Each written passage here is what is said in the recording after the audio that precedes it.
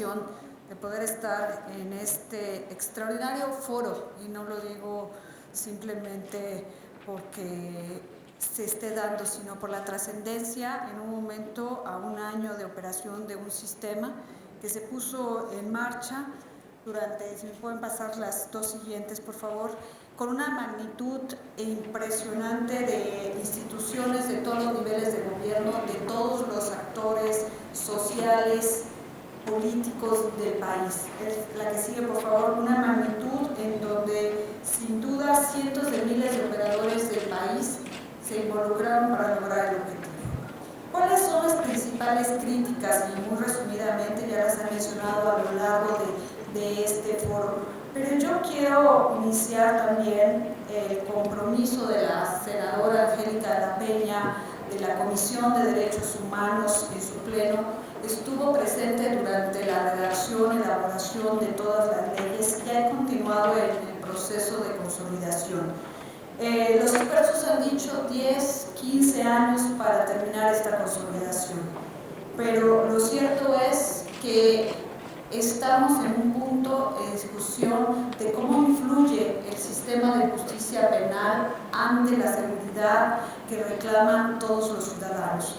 Y si esto ha venido verdaderamente a cumplir dos de los grandes objetivos que se decían. Uno, atención prioritaria a las víctimas, su visibilidad. ¿Están o no las víctimas siendo atendidas adecuadamente? ¿Se están respetando los derechos humanos de las personas que son señaladas que cometieron un hecho delictivo? Y finalmente, si las instituciones están cumpliendo con eficacia este sistema para efectos de tener los logros que se requerían y se plasmaron en nuestra Constitución. Yo quiero reflexionar con ustedes en los próximos minutos, la que sigue, por favor, de algunas de las acciones que se plantearon y se siguen presentes como objetivos claves para que este sistema logre. Aún tenemos pendientes la adopción de protocolos nacionales, de protocolos de actuación de los distintos operadores, el tema de la capacitación, que es un punto que permanentemente se comenta. ¿Qué tan capacitados están los ministerios públicos, los policías, los defensores? Y lo cierto es que, como ustedes saben, quien puede ir a la universidad, estudia, puede sacar las máximas calificaciones, pero al momento de estar en la práctica, en el momento que tienen que hacer frente a una investigación científica, a una detención, a un procesamiento en lugar de los hechos, es el punto en donde hay que reflexionar qué tan preparados estamos para esa práctica y si la capacitación, porque debemos decirlo, muchas de las leyes se emitieron en la última etapa de la operación de la implementación, es decir, del 2014 al 2016, en 2 años, prácticamente se dieron el marco jurídico adecuado para este sistema. Y de ahí podemos entrar si hay el equipamiento necesario e indispensable para la operación del sistema, y debo decirlo que definitivamente aún falta mucho. Basta ver cómo están equipados los servicios periciales del país, cómo no existe esa coordinación nacional sobre esos servicios para llegar a investigaciones verdaderamente efectivas. Ya se mencionaba por el secretario abogado ejecutivo el tema de fortalecer las unidades de medidas cautelares, las unidades de policía procesal, el punto incluso de que si existen o no las comisiones ejecutivas de víctimas estatales, existen los fondos para la reparación del daño, cómo está prácticamente el funcionamiento de las unidades tempranas, cómo se está pagando a los operadores del sistema, cuánto gana un defensor. Aún existen salarios que pueden ir de los 6,000 pesos a los 16,000 pesos en el país para un profesional que tiene que tener horarios verdaderamente, incluso jornadas intensas para lograr el objetivo de servir a la comunidad. No se ha instaurado en muchos casos ni siquiera el servicio profesional de carrera, no se han homologado los costos que se tienen para la operación del sistema. Hay muy pocos, pero muy pocos, y ya se mencionan cifras de faltan más del 83% de asistentes jurídicos en el país, no hay traductores o intérpretes de lenguas indígenas capacitados que estén operando adecuadamente en el país, y podemos señalar que existen todavía de los transitorios de las leyes nacionales muchos pendientes. Lo mencionaba hoy en este momento la senadora. Concretamente, hay 2 procuradurías en este país que ni siquiera tienen una ley adecuada al nuevo sistema de justicia penal. La ley que debe regir el comportamiento de la Procuraduría General de la República, que tiene que transformarse en Fiscalía General, no tiene, está haciendo y aplicando un marco jurídico que responde al sistema anterior. De igual manera, la Procuraduría de la Ciudad de México opera con la ley del sistema anterior, también es otro pendiente. Incluso aquí en la Ciudad de México ni siquiera la ley de seguridad pública está adecuada para tener las funciones de primer respondiente. Son pendientes legislativos que aún tenemos, y de ahí podríamos derivar que faltan varios protocolos de actuación, lineamientos, reglamentos que se dejaron pendientes y que hay en marco general, pero que todavía. Sin duda, uno de los temas que quiero hacer más énfasis es en el aspecto de que este sistema acusatorio adversarial basa parte fundamental de su funcionamiento en la política criminal. Y esto lo podemos ver en razón de varias de las decisiones que el Ministerio Público tiene que tomar frente a la operación que lleva día a día. Tema realmente encauzado a ellos son los criterios de oportunidad. Le tenemos miedo, pavor a la aplicación de estos criterios porque no tenemos información efectiva de estos índices delictivos.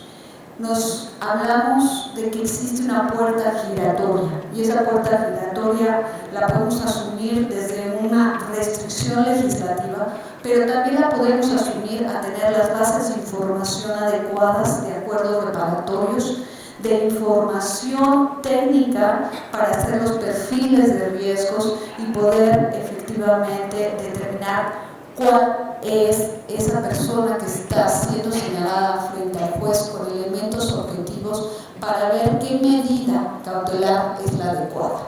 Nos estamos olvidando quizás de la última parte que establece el artículo 19 constitucional, que establece concretamente que el Ministerio Público puede pedir la medida cautelar, y entre ellas está la prisión preventiva, en relación a cuando exista la posibilidad o no de garantizar la comparecencia del imputado en el juicio, el desarrollo de la investigación, la protección de la víctima, de los testigos o de la comunidad. Concretamente, es en este caso cuando detenemos a una persona, qué elementos las unidades de medidas cautelares están imponiendo para que el juez pueda tener ese equilibrio y evaluar exactamente hacia dónde debe dirigirse. Y esto tiene que ver mucho con la capacitación, no solo de los ministerios públicos, sino de los jueces, de los defensores, y que estas unidades verdaderamente funcionen. Son preocupantes las cifras que nos daba el Secretariado Ejecutivo de la operación de estas unidades.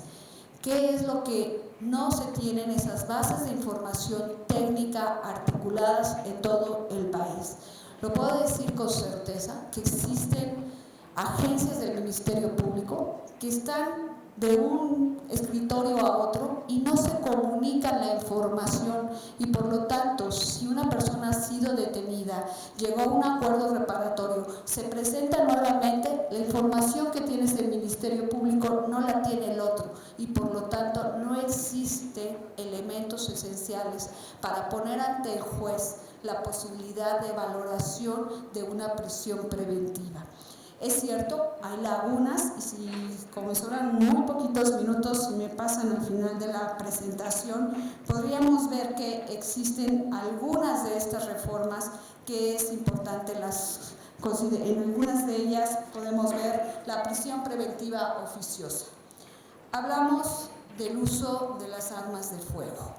Ahí creo que existe la posibilidad de enfocar adecuadamente, y ya lo han hecho algunos estados, en cómo las leyes secundarias en su articulación pueden referirse a estos riesgos de la comunidad y por lo tanto que el juez tenga los parámetros necesarios para determinar una prisión preventiva. La gran discusión es: ¿hay que reformar la Constitución o no? ¿O las leyes secundarias bajo determinados supuestos lo pueden hacer? La pregunta clave que se tendría que hacer un juez o un ministerio público, una persona portador de un AK-19 o una lanzagranadas, ¿qué capacidad tiene esa persona para tener esa arma? ¿Por qué la tiene? ¿Cuál es la investigación que el Ministerio Público pone sobre la mesa para saber cómo la adquirió? ¿Cuál es la vinculación de esa persona con esa comunidad? ¿Tiene un trabajo?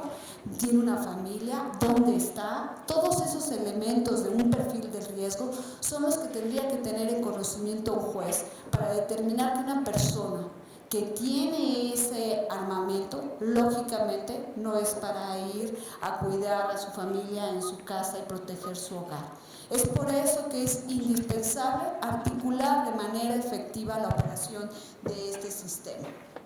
Otra de las cuestiones que creo que es fundamental y no quiero dejar de mencionarla ante ustedes es el tema de que tenemos que ligar el sistema de justicia penal con el sistema de anticorrupción. ¿Por qué? Porque esencialmente tenemos que ver que la gran amplitud de criterio que tienen ahora los operadores en la ejecución de este sistema requiere de una supervisión que permita esa lealtad de todos los operadores, tanto de aquellas personas que aportan pruebas como son los defensores, para que estas pruebas puedan ser efectivas, no sean pruebas falsas y por lo tanto se rompa este principio. O por otra parte, también ver cómo se va a supervisar la actuación con estadísticas, con elementos. Si nosotros podemos ir documentando a un ministerio público cuántos procedimientos abreviados tiene, cuántas personas liberó señalando que existía un criterio de oportunidad, cómo se establecieron aquellas investigaciones y evaluar por cada uno de los miembros, saber cómo se está aplicando este sistema, podemos irlo ajustando.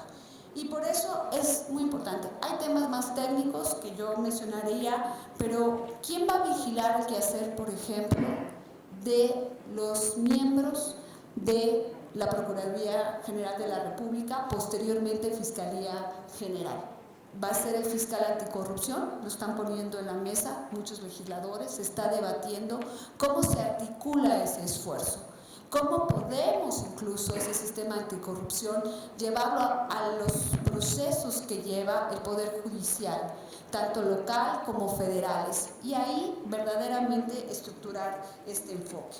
Hay otras cuestiones importantes, más técnicas, que coincido con algunas de las propuestas que se están haciendo en el ámbito de aquellas que se están elaborando o ya se presentaron por distintos legisladores, es permitir, por ejemplo, al juez de control ver o conocer al menos la carpeta de investigación, el recurso de apelación, cómo y cuánto debe revisar para poder ver no solo violaciones de forma, sino también de fondo si fuesen necesarias en algunos casos.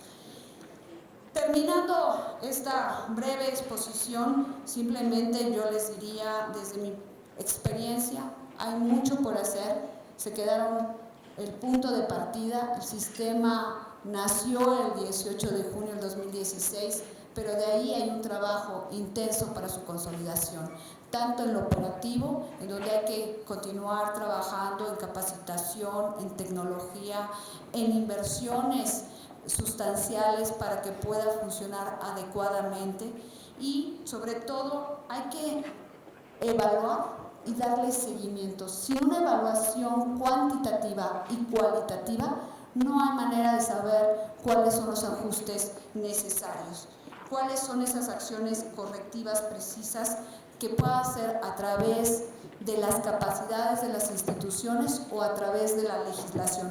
Hay muchos pendientes todavía, señores legisladores, en el tema. Es simplemente ver incluso los transitorios que ustedes mismos redactaron, que pusieron plazos, que están ahí, que es necesario darle un seguimiento y verificar concretamente con los datos duros que ya pueden proporcionar expertos y pueden proporcionar autoridades cuáles son esos ajustes específicos que requieren. Por sí misma le puedo decir que el simple hecho de reformar la ley y no continuar con todas estas acciones operativas no va a solucionar el problema y viceversa, de igual forma no tendríamos el resultado que los mexicanos están esperando. Muchas gracias. Gracias María Rosa Ángeles. Por favor, el maestro Gonzalo Alanís Figueroa, le vamos a dar la palabra.